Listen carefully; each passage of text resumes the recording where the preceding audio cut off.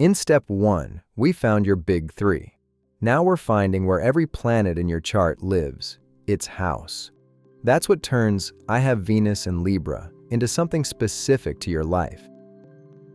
If you've got your own chart open from step 1, keep it there. Same process, new layer. If houses 1 through 12 are still fuzzy, the earlier house videos on this channel cover what each one means. Today's just about the workflow, finding where your planets live on your own chart. Picture the same wheel from step 1, but now sliced into 12 pie-shaped wedges instead of a ring of signs. Each wedge is a house, and each one stands for an area of life. The first house is you. The fourth is home. The seventh is partnership. The 10th is career, and so on around the wheel. Some houses are about you directly, others cover the people around you, and a few point at the world outside. The mechanics for finding any of them work exactly the same way. House 1 always starts at your ascendant, that horizon point from step 1. From there, the other 11 houses fall into place in order around the wheel, wrapping all the way back to house 12, which sits right before house 1 begins again. Houses always move in that same direction from the ascendant, so once you've placed house 1, the rest of the wheel just follows. A sign tells you how a planet behaves. Venus in Libra loves harmony and partnership. A house tells you where that behavior tends to show up in your life, which room of your life that Venus is standing in. It's easy to assume that once you know a planet's sign, you know the whole story. Two people can both have Venus in Libra and still live it out completely differently. Say one was born in the morning and the other that same night in the same city. The sign match is real, but their houses can land nowhere near each other. That's exactly why this series needed your exact birth time and place before we ever got to houses. A sign can hold for weeks, but a house cusp can shift within minutes. Birth time and place are the layer that turns a generic sign placement into something specifically yours. Let's walk it on Maya's real chart. Her ascendant, house 1, sits at 9 degrees Aries.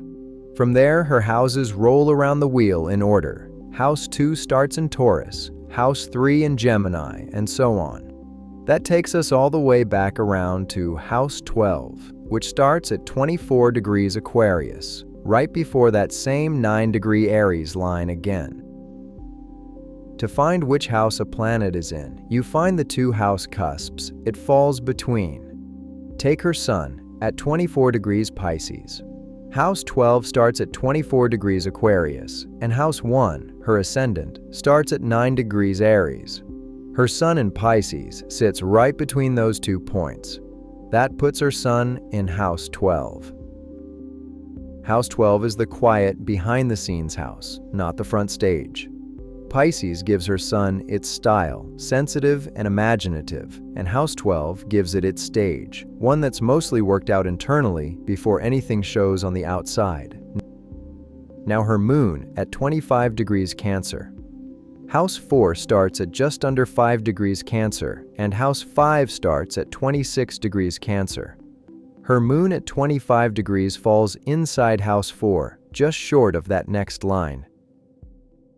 House 4 happens to be the house of home and family. Maya's moon, the planet of emotion, lands right there.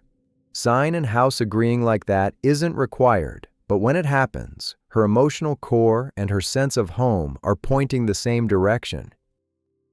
If you're following along on your own chart, the process is identical.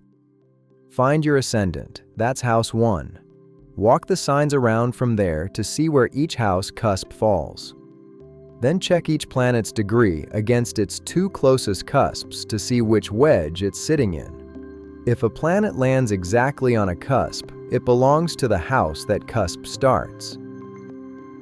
If seeing your own houses line up is making the chart click in a new way, a quick tap on the like button genuinely helps this reach other people working through the same steps.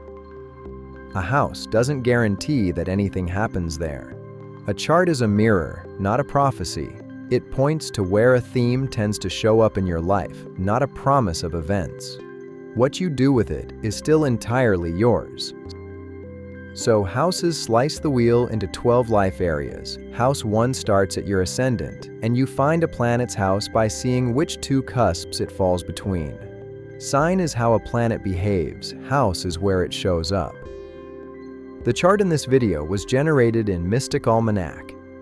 Free link is in the description. Next up in this series, Step 3. We connect the dots, literally, and read the aspect lines running through your own chart. Subscribe so it shows up for you. Thanks for watching. See you in the next one.